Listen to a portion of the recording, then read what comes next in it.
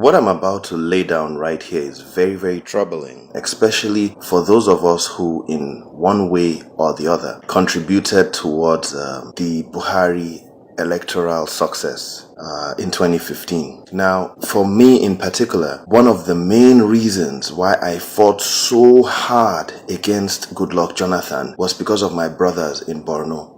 And I consider the people of Borno my brothers and what they went through in the hands of Boko Haram. That was what brought about the creation of my NGO, Ends Every Nigerian Do Something. In fact, that happened on March 18th, 2013, right when there was a bombing at Sabungari. And I was like, this is ridiculous. You know, Jonathan is folding his hands are tied, or is folding his hands while people are dying. Boko Haram killed, according to estimates that I believe in and I consider accurate, at least 1 million people. We had more than 2 million, 3 million people displaced. The Northeast has been ravaged beyond possible repair. And this was very, very serious because, you know, the Jonathan government just kept folding its hands, you know, corruption, enriching themselves. The Dasukis were swallowing money. The military chiefs, the Buratais, the Bades, all of the military leadership was swallowing money and watching the people die. And it's because of Boko Haram that someone like me personally, before I used to do my activism in private, but that's when I opened up and started writing articles with my name and fighting Jonathan every day for his inaction on Boko Haram. Jonathan did not arrest a single sponsor of Boko Haram, and I kept lamenting about it. I'm like, we know they are political sponsors of Boko Haram, and you are doing nothing about it.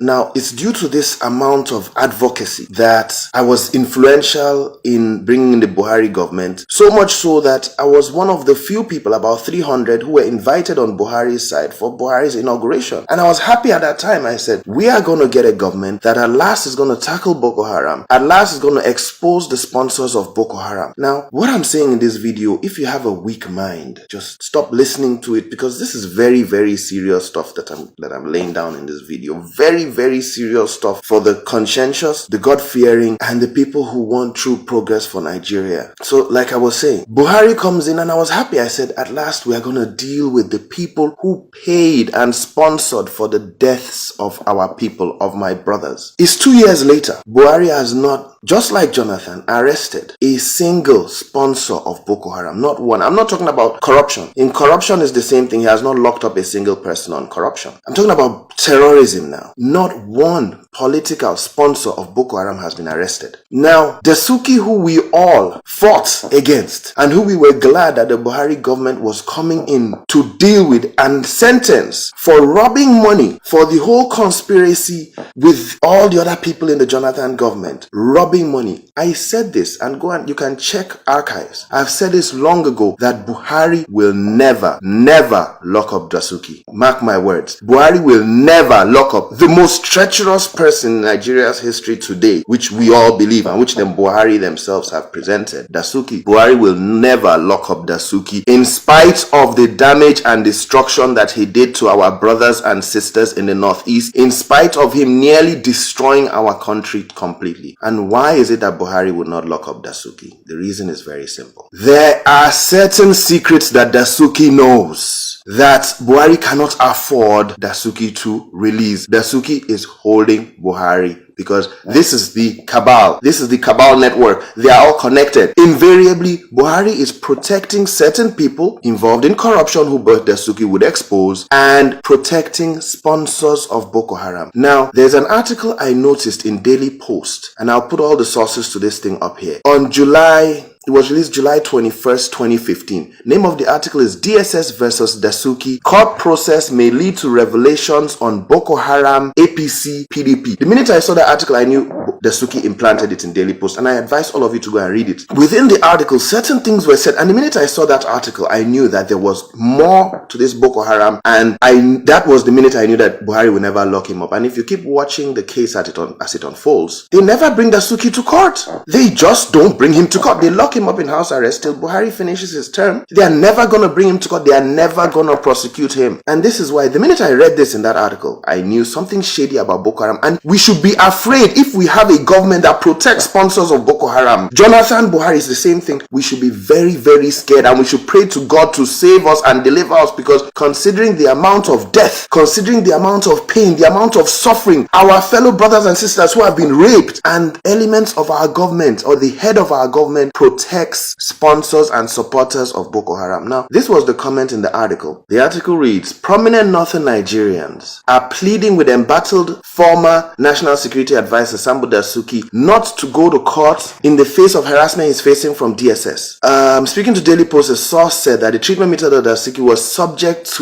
of discussion among many northern elites who believe any court process will lead to disclosure of many other issues not fit for public consumption. Okay, issues not fit. I feel like crying because the northern masses are beholden, are enslaved by a very wicked elite. The whole country is subdued and suppressed by a very wicked elite, north and south cabal, and they hold us and punish us and keep us in perpetual misery while forcing us to support and vote for them. But this will end by or before 2019. Let me read on. The caliber of personalities that have reached out to Dasuki will shock you, the source said. Asked to disclose the persons, I cannot mention names, but they include generals, emirs, politicians, as well as loyalists of the current administration. You can find this article in Daily Post. Let me jump forward because I can't because of time. Commenting on the items found in Dasuki's house, our source wondered why DSS was portraying Dasuki as though they were acting a script. This is pure witch hunting, ridicule, and persecution. Those accusing Dasuki not to go to court know that he is being pushed to the wall and the outcome will not be funny. In his 3 years at that post as NSA, he had access to all the classified documents you can think of. Documents with facts on Boko Haram, documents on political parties and who their members really are.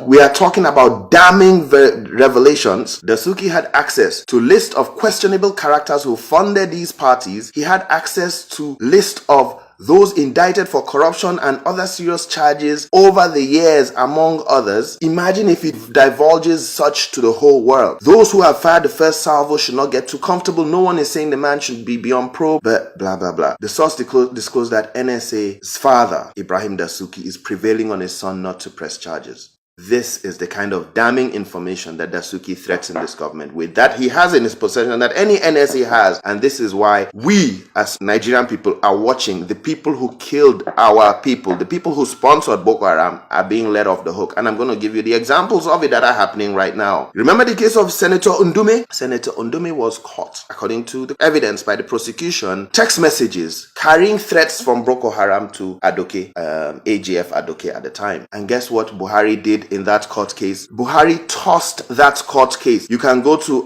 Vanguard of July 4th this year, or any other dailies on how Ndume got off the hook on the case of Boko Haram. I'm reading from Vanguard right now. Meanwhile, in his ruling, Justice Kolawole noted that the federal government, that's the Buhari government, failed to discharge the burden of proof that was placed on it by Section 1315 of the Evidence Act 2015. Evidence Act, you have to bring certain evidence to court to prosecute properly. The judge observed that the federal government failed to produce some vital witnesses, including former Vice President Namadina Sambo and the then DSS DG. Justice Kolawole equally noted that the federal government, that's the Buhari government's prosecution, it's not about us blaming judges here. The Buhari government prosecution failed to produce convicted and self-acclaimed spokesman of Boko Haram, Ali Konduga. That is the person who was transferring the text to Ndume. You do not bring the chief witness to court. He is locked up. Konduga is locked up, and you do not bring him to court.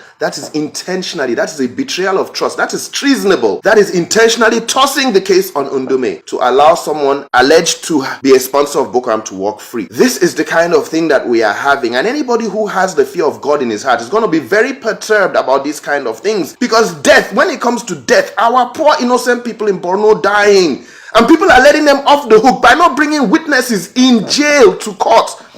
They should know that God is watching, and the people will fight them over these kind of things. There is no joke here. When people died, I have friends in my NGO. I have a lot of friends directly affected by Boko Haram. Let's go on. Now, just for the space of time, I'll just run over certain other things that we have. Now, the reason why this topic comes up is because of the secret trial that the government is doing. Now that it's time to try Boko Haram, Nigerian government said they are going to have a secret trial. What is secret? What are they hiding? These are the same secrets. They said they are going to have a secret trial. The ones in British history that they ever proposed a secret trial, you need to hear the uproar. Otherwise, all trials are done in the open of terrorists.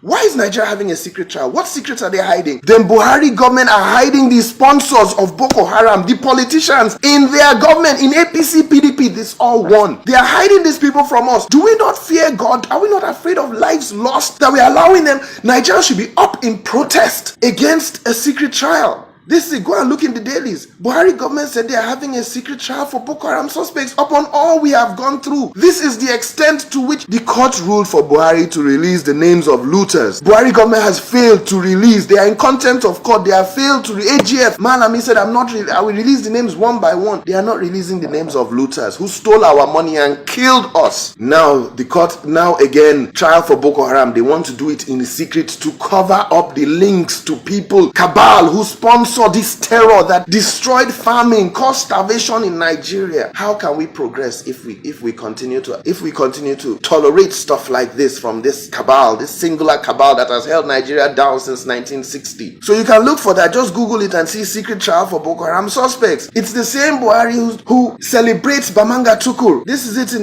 The Nation. He celebrated Bamanga Tukur as an elder statesman. Bamanga Tukur during Jonathan's time said, according to dailies, that Boko Haram is fighting for justice. Boko Haram is another name of justice. Buhari celebrates him as a national statesman, somebody that should be locked up for helping to encourage people, our youth, to join Boko Haram with such statements by such political office holders and national northern statesmen. There is problem, Nigeria, and we have to get out of this curse. This is a curse. Of course, we must not forget that the very same Buhari faulted Jonathan's government and obstructed justice. He stood in the way of justice as a northerner and an elder statesman from the north by saying Boko Haram should be rewarded. And this is The Nation. The Nation is a government paper today. Boko Haram should be rewarded and Jonathan should not kill them. People like us were fighting for proscription of Boko Haram. We are the ones who made them proscribe Boko Haram. But at the same time, people like Buhari were obstructing that justice, standing in the way of Jonathan fighting Boko Haram. We have a serious problem here. But we as a people are going to deal with it by God's grace. And God is kind to the Chibok girls and all other victims. God is merciful.